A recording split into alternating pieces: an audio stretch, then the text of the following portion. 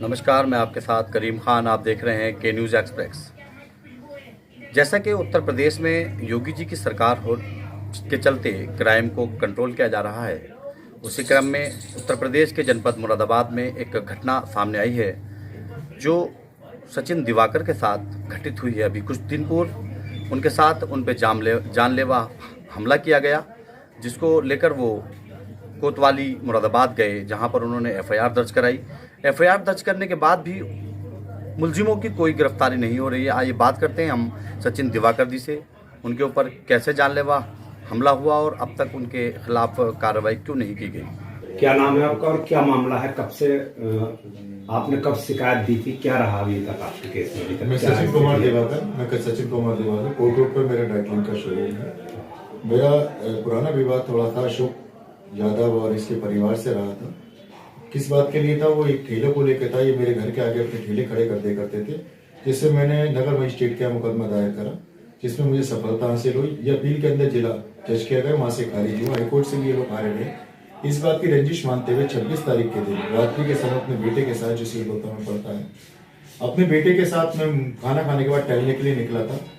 क्योंकि ये पीने के रोज के आदी हैं और लिहाजा इनके परिवार के अंदर 5 भाई हैं, शादी किसी की न होते हुए, क्योंकि ये जो है मुलजिमान किस्म के, इन पे ऑलरेडी कई धाराओं में पहले मुकदमे दर्ज है। अभी हाल में लगभग 6 साल भर पहले 354 भी का मुकदमा दर्ज हुआ है, 302 भी इनके ऊपर चल रही है। तो लिहाजा ये आपराधिक किस्म के थे। लेकिन मुझे ये ज्ञात नहीं था कि इतने छोटे मैटर को लेकर मेरी जान पे, इस बात के लिए ये मेरी जान के लेने के भी आदि हो सकते हैं। मैं बेटे को लेकर कंजीसराय क्षेत्र के अंदर जैसी बाहर निकला था, पीछे से धाक लगाए अशोक नामक व्यक्ति ने, जो मेरे घर के सामने रहता है, अरविंद और दीपू ने मेरे पे चाकू से हमला किया। चाकू से इस कदर हमला किया था कि शायद ये हमला 3.2 mm पर गया। 3.2 mm जानते हैं, गर्दन की जो मेन स्पाइटिक नस होती है उस पे गया। अगर ये 3.4 या 5 पे चले जाता तो कोई दुनिया की ताकत थी जो मुझे बचा सकती। जब मुझे इस हालत में पहुंचाया गया, मेरी कितनी ब्लीडिंग हो चुकी थी, मेरे सारे कपड़े ब्लीडिंग में तर थे, खून में बुरी तरीके से तर थे। मुझे लेके यहाँ से तुरंत एम्बुलेंस से लेके सिविल हॉस्पिटल ले जाया गया। जब तक मेरी वाइफ आई, वाइफ को आने में 10 मिनट लगे, बेटा भागते हुए घर गया। तब तक ब्लीडिंग काफी हो चुकी थी। सिविल हॉस्पिटल में देख के सिर्फ ये कह गया हालत सीरियस है। उन्होंने क्या करा, फटाफट एक मेडिकल तैयार करा। 323 324 दिखाई दे रही है। हमें फिलहाल आप इन्हें रेफर कर दीजिए, क्योंकि यहाँ हमारे पास ब्रेन से संबंधित सर्जन कोई नहीं है, न्यूरो सर्जन कोई नहीं है। उन्होंने मेरठ के लिए रेफर करा। रेफर स्लिप मेरे पास सिविल हॉस्पिटल की मौजूद है, जो कि 26 तारीख को करीब 1 बजे करीब रेफर करा गया। मैंने उनसे कहा, भाई मेरठ जाते हुए तो मेरी ब्लीडिंग बहुत हो रही है, लिहाजा आप मुझे कॉस्मोस कर दीजिए। तो मुझे कॉस्मोस के लिए फिर लिख के दिया उन्होंने। जैसे ही मैं कॉस्मोस पहुंचा, रात को 1:30 बजे करीब मुझे ट्रीटमेंट्स मिला। जैसे मुझे न्यूरो सर्जन संजय गुप्ता जी ने देखा तो उन्होंने कहा हालत टिपिकल है, लेकिन हम लोग इसमें कवर कर लेंगे, क्योंकि इसमें जो 0.3 mm की जो कटिंग हुई है, अगर ये नीचे चली जाती तो शायद हम लोग नहीं कर पाते कुछ भी। लिहाजा उन्होंने मेरी तत्काल रात को सर्जरी करी, आईसीयू में लिया, सर्जरी करी। लगभग 8 दिन एडमिट होने के बाद मैं पहुंचा हूँ। एफआईआर मैंने तत्काल सुबह दर्ज करवा दी थी, क्योंकि मेरी हालत ही ऐसी थी। एसएसपी साहब ने एफआईआर दर्ज करा दी, जिसमें एफआईआर सिर्फ मात्र 323 324 में 504 506 में दर्ज हुई। दर्ज होने के बाद इसमें 3 धाराएं और बढ़ाई गई, क्योंकि मैं अनुसूचित जाति से बिलोंग करता हूं, जिसमें अनुसूचित जाति संख्या 3/द, 3/ख, 3/बी, ये तीनों धाराएं अनुसूचित जाति की लगी, जिसमें अभी तक इन मुजरिमान की 15 दिन से ज्यादा हो गए, ना कोई गिरफ्तारी हुई। जब से मैं लौटा हूँ, मुझे 12 दिन हॉस्पिटल में रहा। मैं 5 तारीख के दिन लौट के आया।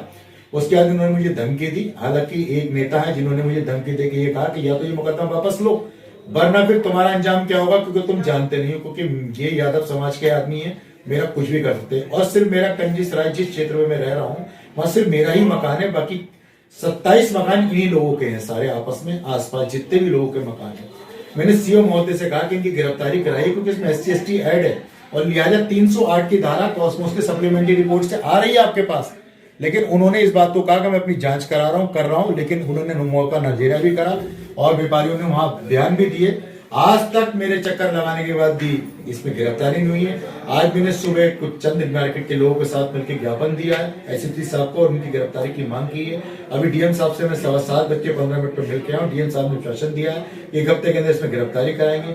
सीओ अनिल कुमार यादव इसमें जांच कर रहे हैं, लेकिन क्या जांच कर रहे हैं मुझे समझ में नहीं आ रहा है, क्योंकि वो आप भी मेरे दरवाजे के आगे मेरे सामने ही बिल्कुल निकल रहे हैं।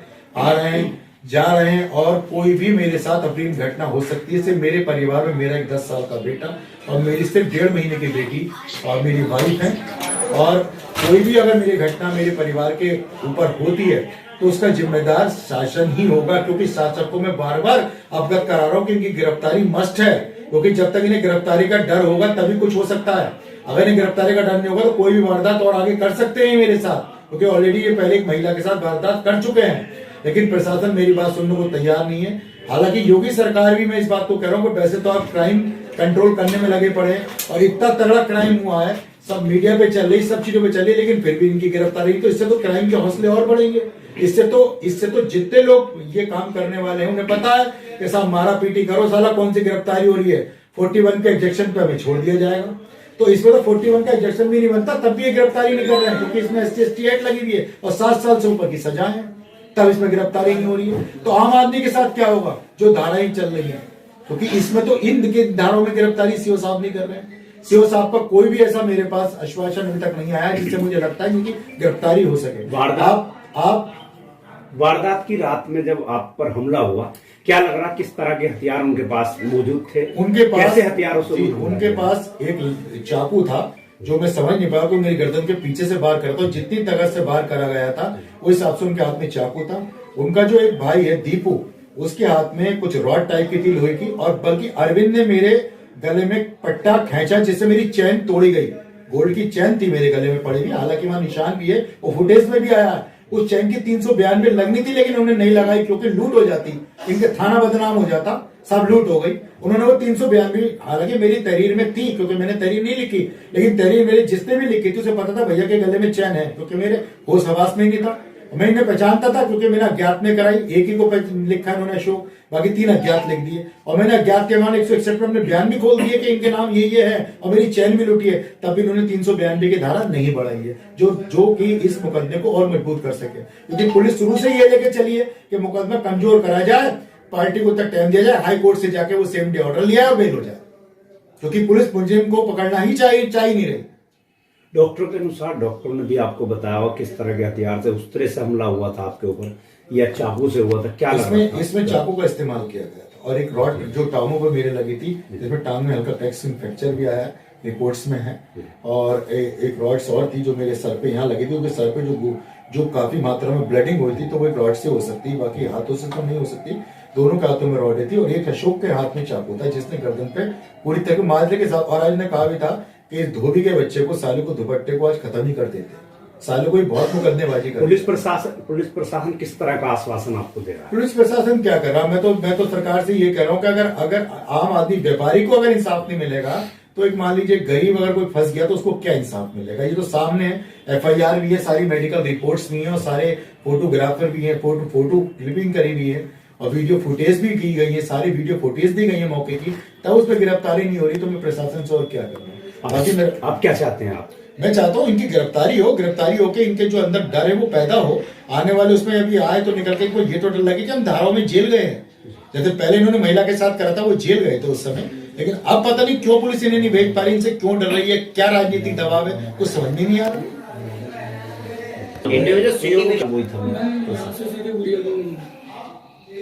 चलो देखिए, मैं बताना चाह रहा हूँ, सीओ साहब से मेरी मैडम को लेकर, मेरे डॉक्टर है और लेवल से करा, वो मिलकर हम लोग मिले थे दोनों जाके, और हमने सीओ साहब को बताया अभी, लेकिन अब कैसे कहते हैं कि यहाँ इस अंदर जातिवाद बहुत है। सीओ का अनिल कुमार यादव है, जिनको मैंने अपनी पूरी बताई, और मैंने कहा सर इनका गिरफ्तार होना जरूरी, लेकिन उन्होंने मेरी बात को कोई ध्यान नहीं दिया। बोले ठीक है मैं कर रहा हूँ, इसमें जांच कर रहा हूँ, नमोजा बना दिया उन्होंने, नजरिया बना दिया, चौथी बना दी, सब बना दी, लेकिन गिरफ्तारी किसी भी तरीके से अभी तक नहीं हुई। आपके अनुसार कहीं ना कहीं लग रहा है आपको कि कहीं ना कहीं कटघर सीओ इसमें कोताही बरत रहे हैं जानबूझकर? कोतवाली सीओ, ये मामला कोतवाली सीओ के हाथ में है, कोतवाली सीओ खुद यादव है, और जो वारदात करने वाले हैं अपने आप में यादव है। अब आप समझ सकते हैं कि मैं मुंह से तो नहीं कहना चाहता, क्योंकि अगर कुछ और, अगर मैं किसी और कास्ट किसको होता तो शायद ये काम हो गया होता, लेकिन मैं अनुचित एक छोटे कास्ट का बंदा हूँ, और इस तरीके से मेरे साथ ये शोषण हो रहा, बस इस बात के लिए मैं कहूँगा मेरे साथ शोषण हो रहा सीधा।